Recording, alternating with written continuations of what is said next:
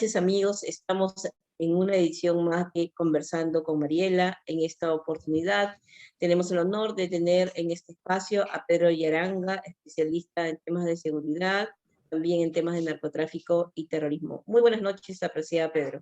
¿Cómo está? ¿Qué tal, Mariela? Buenas noches.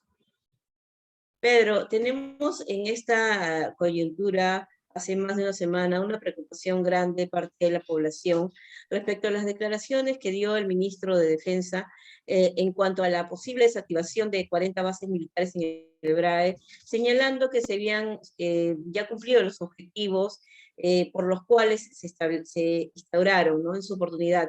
Sabemos actualmente que el narcotráfico y el terrorismo aún persisten en esa zona y que no estaría justificada ese proyecto de desactivación de esas bases militares. Por otro lado, tenemos a un congresista que en su campaña hizo campaña con justamente los cocaleros, señalando pues que iba a promover la liberalización de la coca, y ahora estamos viendo justamente también que hace un mes aproximadamente el señor Soberón, presidente de Vida, señalaba un discurso pro-cocalero, ¿no?, acorde con la política que tiene el actual gobierno.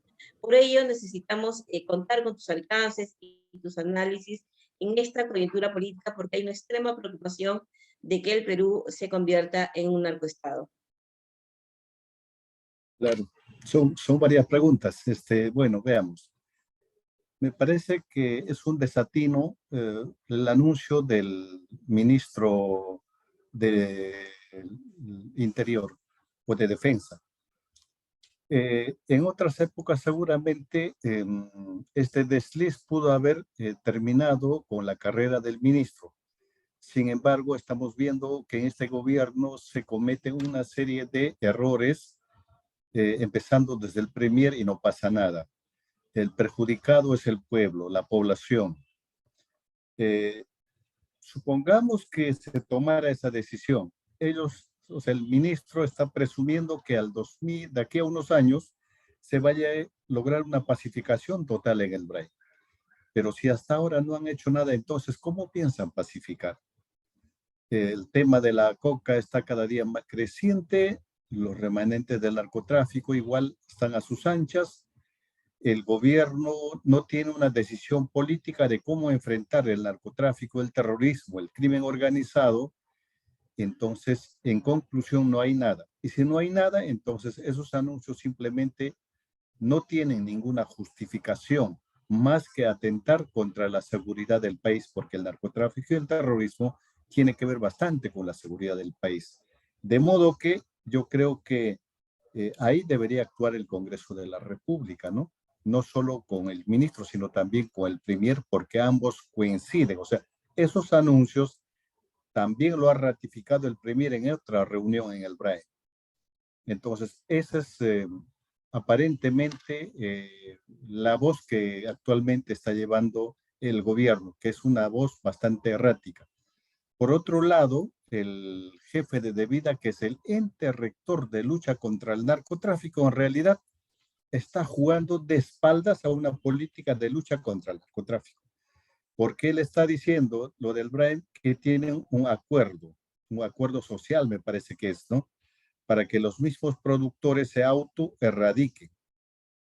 Eso nunca ha funcionado. O sea, desde el 91 eso se ha aprobado. También esa política lo ha copiado Evo Morales. Igual no ha tenido ningún sustento ni funcionamiento, porque es imposible que el mismo productor empiece a jalar su coca, ¿no? Sin embargo, desde hace ya cerca de un año, el precio de la coca está en caída.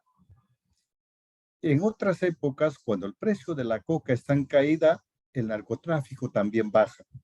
Pero en esta ocasión no está así. Mira, el precio de la arroba de coca, que es 11 kilos y medio, estaba más de 200 soles antes de la pandemia. Actualmente está entre 35 a 40 soles. Si sacamos cuentas ahí, entonces significaría que el productor ahí no gana nada. No le alcanzaría ni siquiera para pagar a un empleado, a un jornalero. De modo que actualmente se está produciendo un abandono voluntario. El abandono voluntario es si soy cocalero, entonces temporalmente lo voy a dejar que se vuelva monte para ver cómo hago posteriormente. Si las condiciones mejoran, retomo nuevamente. Mientras tanto, me voy dedicando a otras cosas.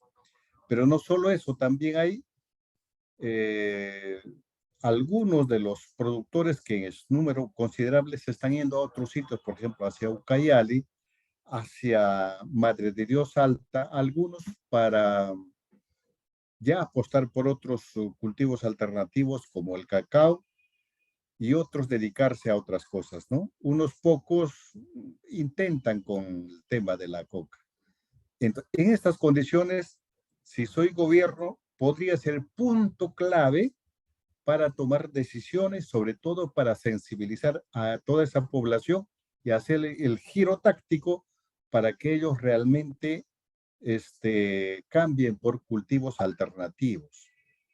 Porque la coca no solo es droga, la coca contamina el medio ambiente, la coca contamina el aire, la coca contamina el agua.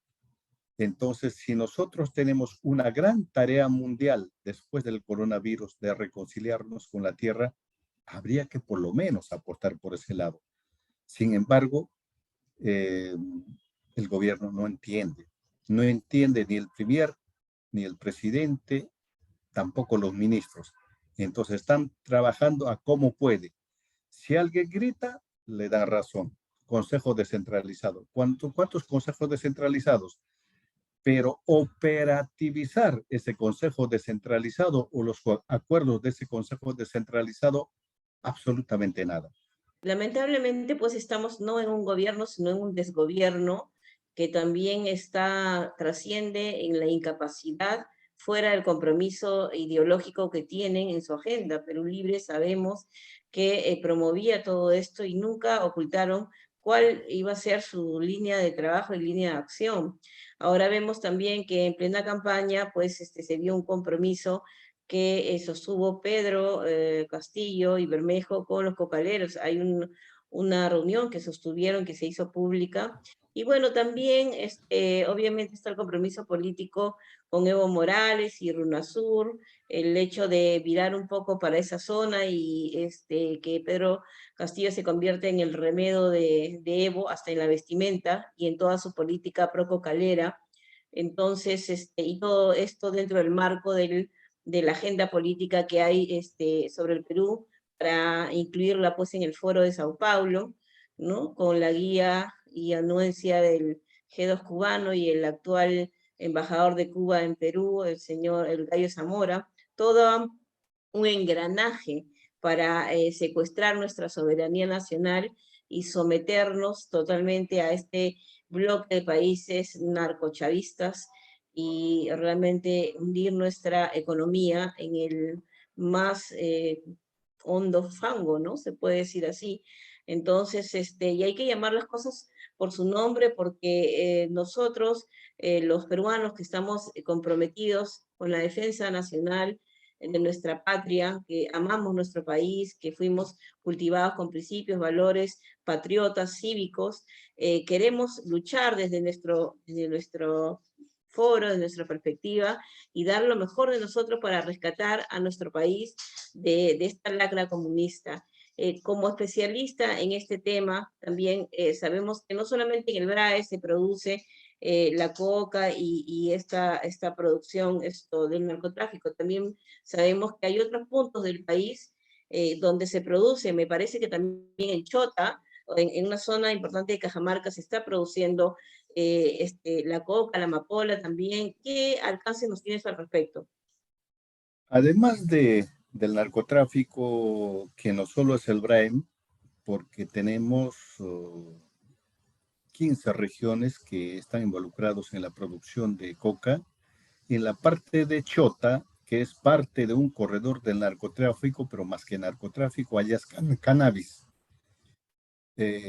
Entre Cajamarca, la Sierra de la Libertad, hacia Piura, hay zonas estratégicas donde se cultiva en regular cantidad el tema del cannabis, que es otra droga también, eh, que están comercializando más hacia Chile actualmente, ¿no?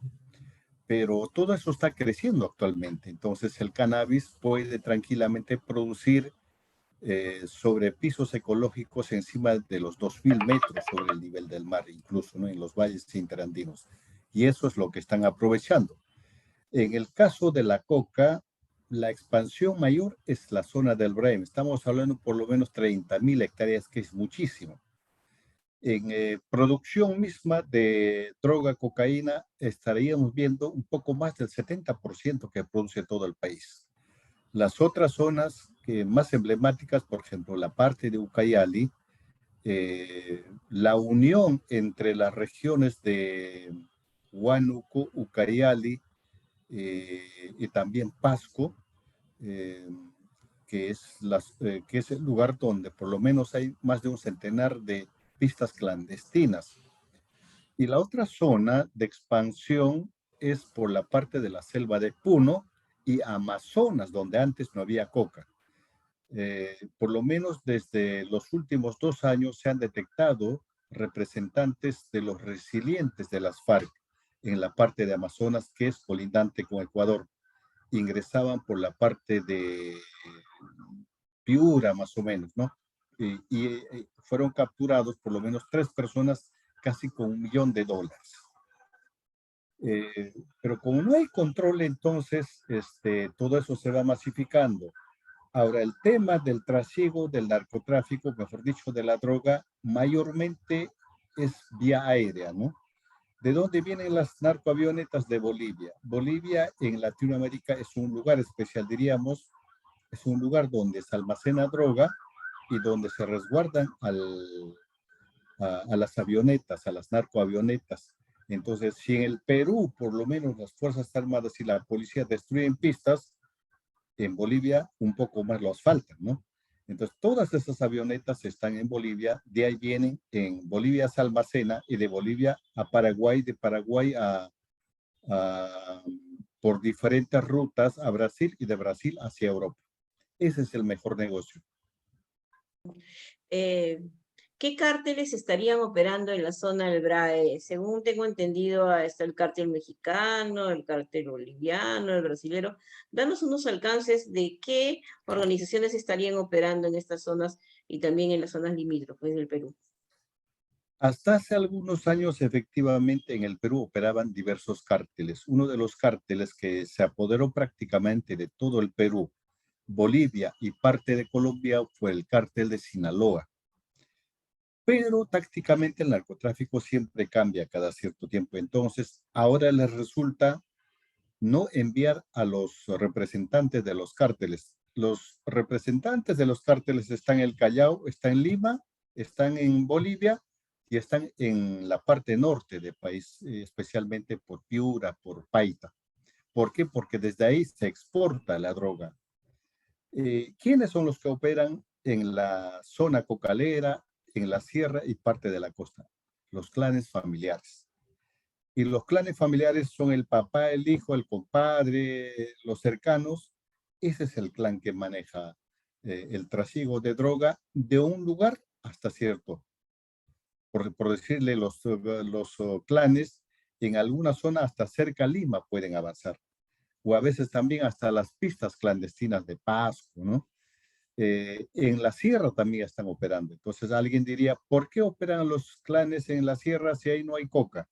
Lo que pasa es que es parte de un corredor. Entonces ellos reciben o compran de los clanes que traen de la selva, inmediatamente toman y utilizando diversas modalidades traen hacia la costa. Traen hacia la costa o llevan hacia otro lugar también para enviar vía aérea. Entonces, así es como funciona. Y los cárteles, ¿qué es lo que hacen? Simplemente enviar dinero, capital. Y con capital lo que funcionan simplemente son los clanes del lugar. Y los clanes son pues gente de la misma zona. ¿Cuáles son los puntos principales del Perú por donde sale la droga para afuera? Vía río, vía río, hay bastante tráfico actualmente, vía carretera y vía aérea, ¿no? O sea, por el ingreso de las avionetas es casi continuo. Lamentablemente, desde hace 10 años se está exigiendo la implementación del control aéreo y hasta ahora no se hace. En el gobierno del señor Ollanta Humala se había comprado los radares. El único radar que tenemos está en Puerto Maldonado, pero es un radar obsoleto. Entonces, cada mes o cada 2 meses ese radar está parado 20 días. Convenientemente parado y Así es. bajo el mando de quién, el control de quién está ese radar. Bueno, está el personal especializado, pero humanamente el radar, pues como es un auto viejo, que cambian una pieza, entonces falla. Y esa información los narcotraficantes de Bolivia tienen toda la comunicación. Hasta el punto que, por ejemplo, cuando el radar se paraliza por unos 10 o 15 días, entonces a la selva de Puno hasta vienen con helicóptero, porque están cerca. Cruzan la frontera y llevan hasta con helicóptero. Entonces, En ¿cuántos este radares caso, necesitamos? en este caso es el Ministerio de Defensa, el Ministerio del Interior. ¿Quién es el El directamente Ministerio de responsable? Defensa, claro, ¿no? El El Ministerio de Ministerio de Defensa. Defensa. Eh, eh, entonces, ¿cuántos radares necesitamos? Por lo menos 3 radares más para triangular toda la información. Y sería suficiente para hacer el control aéreo. Entonces, no hacemos control aéreo desde el derribamiento de una avioneta americana, ¿no? Que fue por una confusión. Desde ahí no tenemos cómo controlar eh, las avionetas que vienen, ¿no? Eh, y las pistas clandestinas se abren en cualquier sitio, ¿no? Megantoni, que es el distrito más rico del país, en la selva del Cusco, que es un lugar bastante alejado, que en parte hay que llegar solamente por río. En esa zona funcionan pistas clandestinas, ¿no? ¿Desde dónde llevan toda esa droga? Desde el Brain, en parte. Hace unos 4 días ha sido capturado un capo del BRAI, que es una persona del mismo lugar, y en cuya organización trabajaban el papá, la mamá, los hermanos, los primos y los amigos allegados. Y este clan más o menos utilizaba el sistema que utiliza el terrorismo, ¿no? Eh, Comunicarse utilizando ciertas reglas y al mismo tiempo también tener cuidado con la gente que trabaja con ellos, porque ellos necesitan para el poseo, para la elaboración de la pasta básica, clorhidrato de cocaína, pero también para el trasiego por caminos de herradura. Ellos eran los que llevaban hasta la selva de Cusco. Si presumían de que alguien está un poco indistintamente algo sospechoso, inmediatamente lo mandaban a asesinar. Y los asesinados, por lo menos en los últimos 3 años, son jóvenes de 18, 20, 22 años, ¿no? Esta Wow. persona fue capturada, que tenía 2 empresas en Pichari, que es el corazón del Brain, y obviamente aparentemente eran empresas prósperas porque él era el que distribuía la agua mineral en Pichari, envasaba el agua mineral y en el otro caso distribuía gas propano.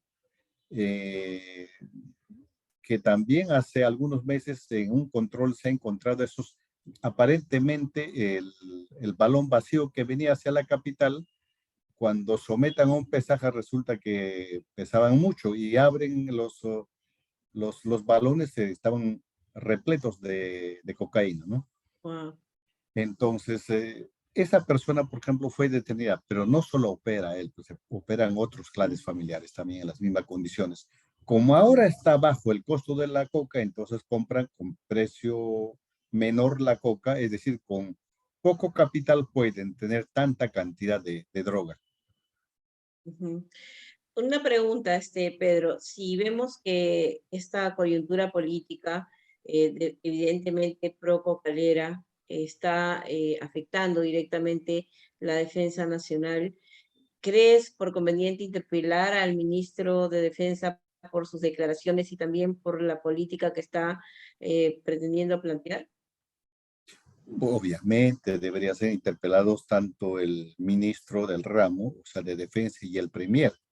porque se supone que ese anuncio lo hace en coordinación con el Premier y el ente rector de lucha contra el narcotráfico, que no está haciendo nada en la lucha contra el narcotráfico. Es decir, Ujú. esas personas inmediatamente No en el caso de Vida, porque eso es un cargo de confianza, pero en el caso del Premier y del ministro de Defensa ya hace rato debieron haber sido interpelados. Ujú. Tus alcances finales respecto a la actual coyuntura del país y las perspectivas que tenemos para superar esta crisis que se ha presentado. Eh, en realidad son varias crisis, ¿ah? Tenemos crisis con, mira, para el crecimiento del país necesitamos nosotros algunas cosas, pero nosotros tenemos algunos motores de crecimiento. Ah, por ejemplo, como la agroexportación y la minería. Primero es la minería, luego la agroexportación. Nosotros podríamos haber implementado un tercer motor y estuviéramos prácticamente bollantes por encima de los países de Latinoamérica. Y eso podría haber sido el turismo. Pero como no se ata y se desata todo, entonces no hay nada. Se está atacando a la minería, estamos perdiendo ahora que los metales están subiendo, la agroexportación igualmente, porque dicen que eso es monopolio, y la agricultura familiar también, ¿no? Entonces yo he estado viajando, porque yo casi viajo por todo el Perú, he estado por la Sierra de la Libertad hace 2 meses, pero también he estado en una parte de Huancayo, Huancavelica, Ayacucho, Apurímac. Entonces, esa es la zona que en realidad apoya en más del 80% al presidente Pedro Castillo. Y actualmente lo quieren ver, pero fuera. ¿Por qué? Porque el tema de los fertilizantes se han incrementado por encima del 300-400%. Entonces, el campesino que va a cosechar ahora, porque mayo es un mes de cosecha, si vende su papa, ni siquiera va a poder pagar la deuda contraída por los fertilizantes. Entonces, la situación es muy desesperante. Ese campesino ya no va a poder sembrar para la siguiente campaña agrícola. Y esas cosas, por ejemplo, el Ministerio de Agricultura no está viendo, tampoco tiene reacción los gobiernos regionales, y la situación está cada día mucho más preocupante. ¿Qué opinión te merece el actual desempeño de las Fuerzas Armadas en la lucha contra el narcotráfico y el terrorismo?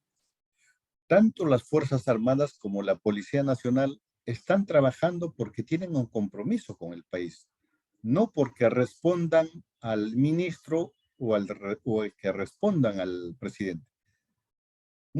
Por ejemplo, muchos de los grupos especializados, tanto de las Fuerzas Armadas y la policía, están trabajando sin comunicar a nadie, por propia convicción. Esta captura de este narcotraficante es producto de un trabajo de inteligencia de 2 años, porque si este trabajo lo hubieran comunicado al ministro o al premier, ese operativo pudo haber fracasado. Entonces, ellos están trabajando por su cuenta, por ese compromiso que tienen, sin comunicarle al ministro, muchas veces ni siquiera a sus jefes, pero por propia convicción continúan trabajando tanto contra el narcotráfico y el terrorismo también. Y obviamente que hay otro grupo, pues que un poco se está alineando también al gobierno. Mm. Había hasta hace unos años una obligación del gobierno de emitir un informe respecto a la producción de coca a Estados Unidos, ¿no? A la DEA y todo esto, pero se ha dejado de hacer, si más no me equivoco, desde el 2017. ¿A la fecha hay algún otro alcance o análisis respecto a cuál es nuestra situación de Perú respecto a la producción de coca en el mundo? Sí, sí, pues hasta el 2019, todo el análisis lo hacía las Naciones Unidas a través de la oficina UNOP, a cargo de especialistas y equipos. Muchas veces de año a año variaba porque era renovación de tecnología y era un interesante estudio, ¿no? Entonces, eso se ha dejado de hacer desde el quinquenio anterior. Entonces, todo ese análisis lo ha tomado de vida. De vida hace todo ese análisis, pero ese es un análisis de parte, pues. Yo que soy interrector no puedo empezar a hacer un análisis y si hago el análisis obviamente va a ser favorable a lo que estoy haciendo. No sería un análisis imparcial. Eso hasta ahora no se ha corregido. Entonces, de vida, todo ese apoyo internacional lo está invirtiendo en eso y hasta ahora no se ha tenido ni se tiene ninguna explicación sobre eso. Hace unos años viajé justamente a la zona de Pucallpa, ¿no? Y había un grupo de cocaleros que me señalaron que la ayuda que supuestamente venía de vida, capacitaciones para cambiar el cultivo de la hoja de coca por productos alternativos, nunca se hacía efectiva. No llegaba nadie de vida ni de ningún otro organismo a capacitarlos para que cambiaran sus cultivos. Entonces, la pregunta inmediata que surge es dónde se queda o en qué camino de todo este proceso se queda la plata que recibe de vida para justamente capacitar a los cocaleros y que cambien el cultivo de las hojas de coca, ¿no? Debería realmente transparentar. Eso, por ejemplo, tendría que explicar el responsable de vida, porque todos esos fondos se manejan y a la vez hay que informar, hay que sustentar. No sé cómo estén sustentando, por ejemplo, ese pacto social que tienen con el BRAE. Obviamente que ahí se va a invertir millones de soles, pero el resultado, ¿qué? Entonces yo supongo que en el informe del siguiente año ellos van a decir, tanto se ha bajado de coca en el BRAE, pero eso no es pues producto de ese acuerdo, sino es abandono voluntario por el tema natural que hasta ahora está ocurriendo porque está muy bajo el precio de la coca. Eso se llama abandono voluntario. Entonces, obviamente, pero el gobierno está trabajando como puede, pues, ¿no? Lo normal en gestión pública, o sea, si uno quiere hacer desarrollar, digamos, a una cuenca, lo que hay que hacer es articular con todos los actores, con todas las instituciones.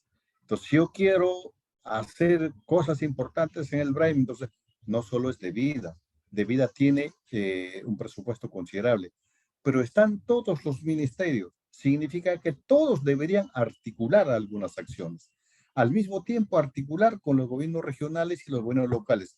Para eso es el plan estratégico y los planes estratégicos se cumplen, incluido las organizaciones no gubernamentales. Entonces, ocurre lo que hasta ahora estamos viendo, ¿no? Se invierte millones y millones, pero sin ningún resultado. Mientras tanto, allá que se requiere carreteras, buenas carreteras, se requiere educación, se requiere salud y eso se puede implementar. El tema ambiental que es prioritario y no se hace hasta ahora.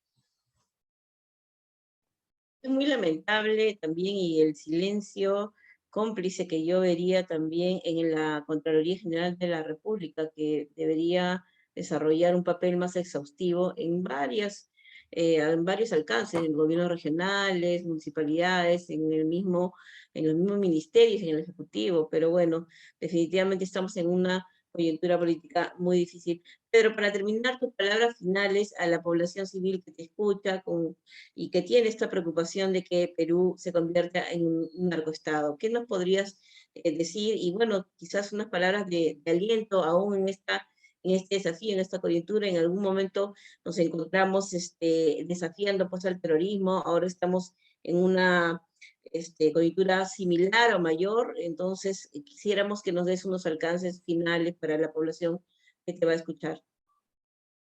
Yo creo que como población nosotros deberíamos manejar una visión, un proyecto. Y ese proyecto añorado por todos es llevar nuestro país hacia el desarrollo. Eso no va a ser inmediato, pero eso debe ser nuestra meta. Sobre eso hay que trabajar. Y la mejor oportunidad para trabajar en eso, ¿sabe qué es? La época electoral. La época electoral es la única oportunidad donde la población decide quién va a ser su gobernante, quién va a ser su alcalde, quién va a ser su gobernador regional, quiénes van a ser los consejeros. Y en esta oportunidad que estamos muy cerca a las elecciones vecinales, regionales, entonces deberíamos por lo menos elegir al vecino que tenga la mejor capacidad, no al que tira la piedra, al mejor que tenga mejor capacidad y que haya tenido experiencia por lo menos y que no tenga las uñas largas. Entonces, para designar a esa persona, para coordinar con ellos y empezar por ese gran proyecto de llevar al desarrollo a nuestro país.